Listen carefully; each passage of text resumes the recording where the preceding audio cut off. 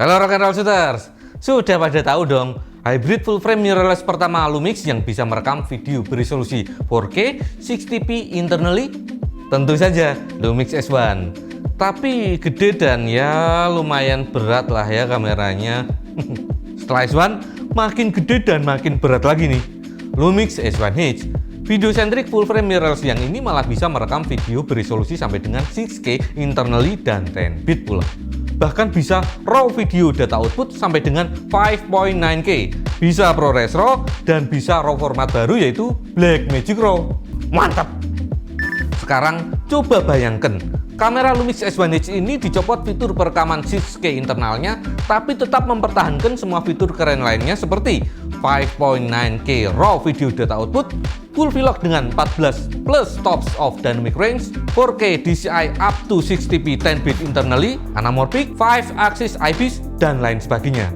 Lalu disusutkan ukurannya bahkan lebih kecil dari G5 atau G5S, padahal full frame. Dan nggak tanggung-tanggung, harganya juga 50% lebih murah. Wah ini. Nah, ini adalah Lumix S5, hybrid full frame mirrorless terbaru dari Panasonic. Kalau boleh kami bilang, ini adalah S1H versi merakyat. Kan hampir sama tuh fitur-fiturnya. Tapi apa bisa ya Lumix S5 ini jadi tandeman syuting alias B-cam-nya S1H? Mari kita mulai ulas.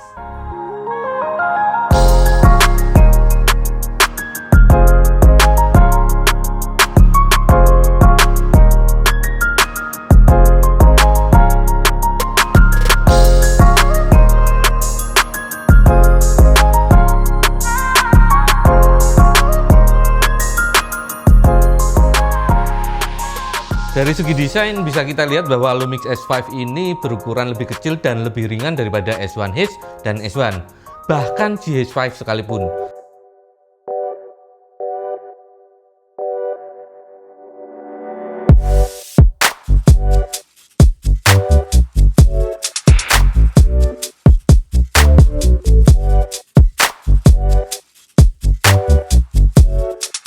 Padahal ini kamera full frame dan GH5 atau GH5S adalah MFT.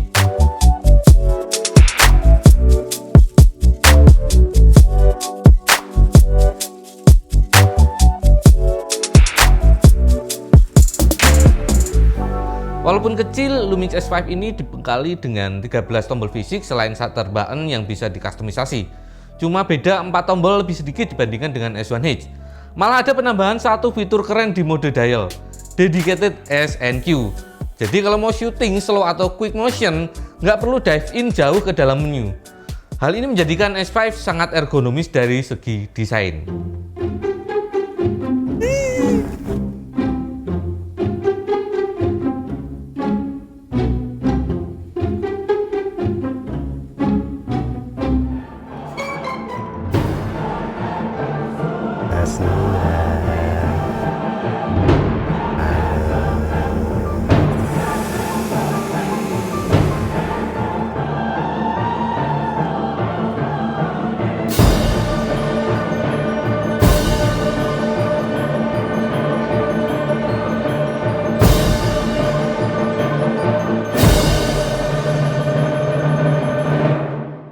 Desain vari-angle LCD screen-nya sangat memudahkan saya dalam proses pengambilan gambar dengan berbagai macam sudut atau angle pengambilan gambar yang sulit tanpa harus menggunakan external monitor.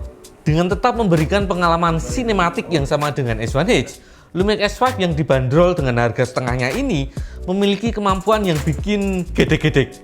Dengan firmware upgrade ke versi 2.0, jika kamu punya Atomos Ninja V yang juga sudah diupdate dengan firmware terbaru dan sudah diaktifasi dengan didaftarkan ke web Atomos, kamu akan bisa mengaktifkan mode perekaman RAW video data output hingga resolusi 5.9K up to 30p. Format perekaman RAW sangat berguna untuk profesional filmmaker. Dengan format ini, gambar yang dihasilkan dari Lumix S5 yang dikombinasikan dengan external recorder seperti Ninja V memiliki kedalaman warna 12 bit yang mana bisa menghasilkan lebih dari 68 miliar color possibility. Oh ya, RAW format yang dihasilkan Lumix S5 dan Ninja V ini adalah ProRes RAW ya. Nah, kalau teman-teman sudah pernah mengedit foto berformat RAW, pasti tahu kelebihan yang dicari itu apa. Bener, yaitu kemampuan untuk recovery detail highlight maupun shadow yang tadinya hilang karena pengaturan exposure yang kurang tepat saat pengambilan gambar. Begitu juga dengan format ProRes RAW ini, bisa dengan mudah di recover highlightnya yang overexposure dan shadownya yang underexposed.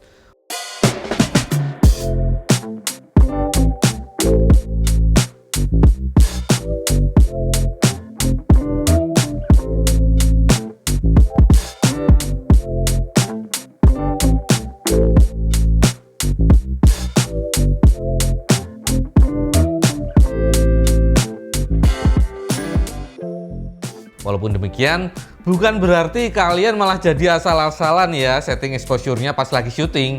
Tetap harus bener exposure-nya dan penataan cahayanya dari awal. Fix it in camera, bukan fix it in post. Ingat.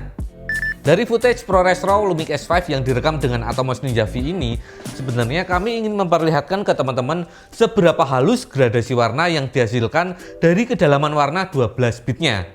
Tapi pasti kalau di YouTube nggak akan terlalu berasa lah bedanya dibandingkan dengan footage 10 bit bahkan 8 bit. Kenapa bisa begitu?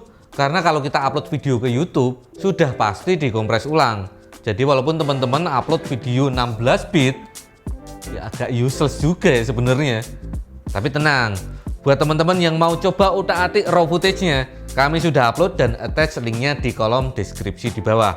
Silahkan bereksperimen dan coba lihat seberapa bisa fleksibel kalian mengutak-atik warnanya di post pro.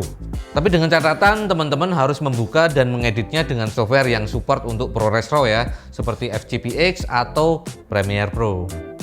Karena sama-sama bisa melakukan perekaman RAW video data output hingga resolusi 5.9K via Atomos Ninja V dan juga sudah memiliki full V-Log 14 plus tops of dynamic range dengan V-Gamut color space yang sama seperti yang ada di lini Varicam, yaitu sinema kameranya Panasonic.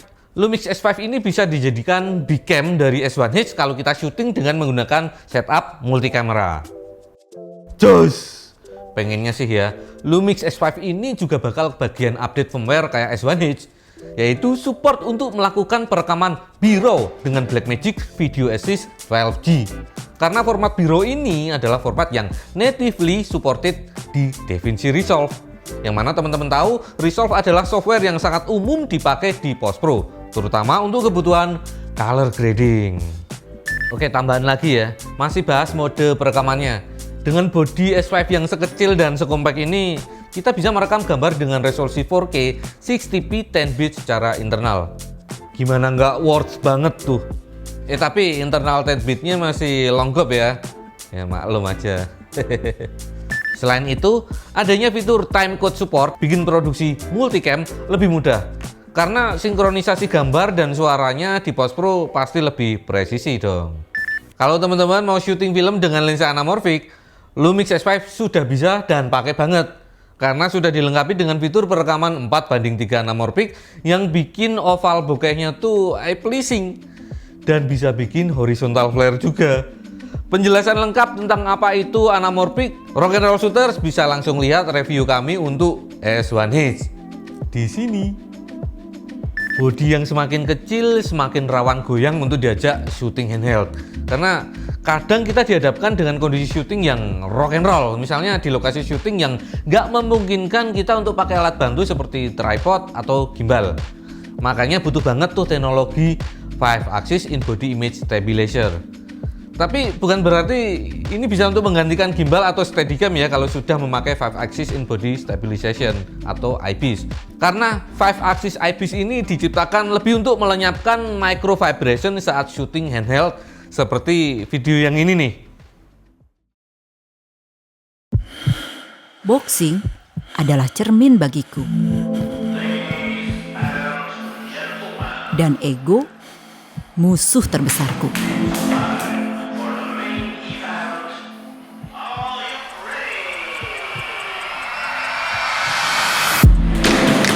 Di atas ring, keterampilan dan bakat aja gak cukup.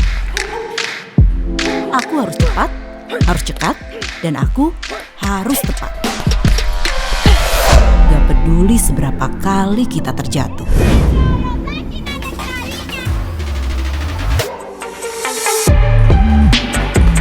Ambisiku bukan soal menjadi juara,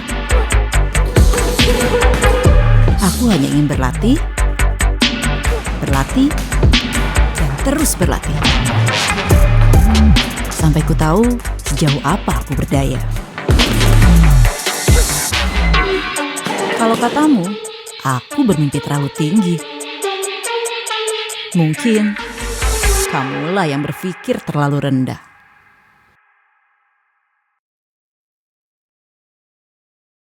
Dual Native ISO. Apa itu Dual Native ISO?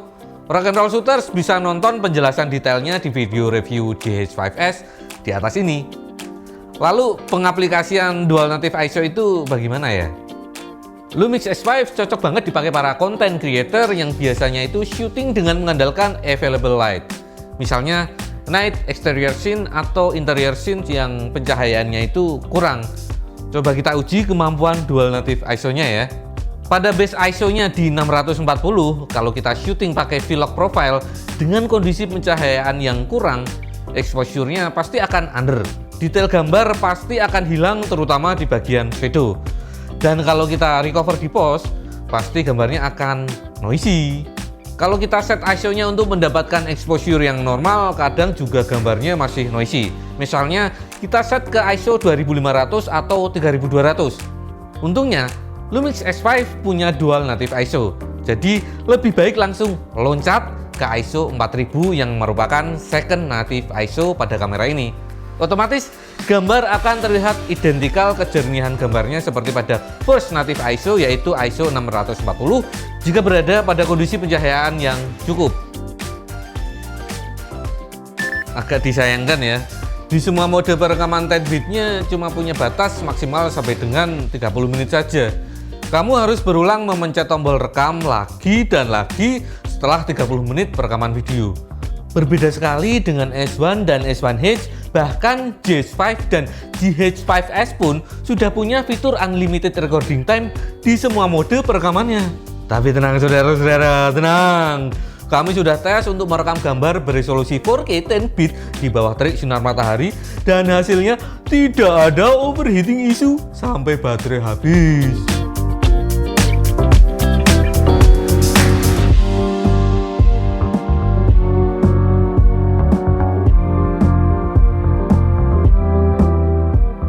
Lagi pula, siapa sih yang butuh merekam tanpa putus selama lebih dari 30 menit dengan resolusi 4K dan 10-bit? Dan kalaupun kamu butuh perekaman tanpa putus lebih dari 30 menit seperti untuk liputan atau interview atau event, nggak akan seperlu itu kok untuk format 10-bit. 8-bit saja sudah cukup. Karena 10-bit lebih digunakan untuk keperluan advanced color grading dengan memanfaatkan color possibilities-nya yang bisa sampai 1 miliar warna. Agar kamu lebih leluasa untuk mengolah warna. Tapi jangan sedih, Lumix S5 bisa kok unlimited recording time, tapi hanya di mode 8-bit saja. Jadi bagaimana Rock'n'Roll Shooters? Dengan fitur super keren di bodi yang sekompak ini, apakah menurut kalian Lumix S5 ini bisa dijadikan big cam-nya S1H? Atau kalau memang mau dijadikan main camera, kira-kira cocoknya dipakai buat syuting seperti apa ya? Monggo tulis pendapat dan komentar kamu di bawah. Like dan jangan lupa subscribe kalau belum pada subscribe. Nyalakan juga tombol loncengnya supaya selalu up to date video-video review dan tutorial kami seputar sinematografi. Sampai jumpa di video berikutnya.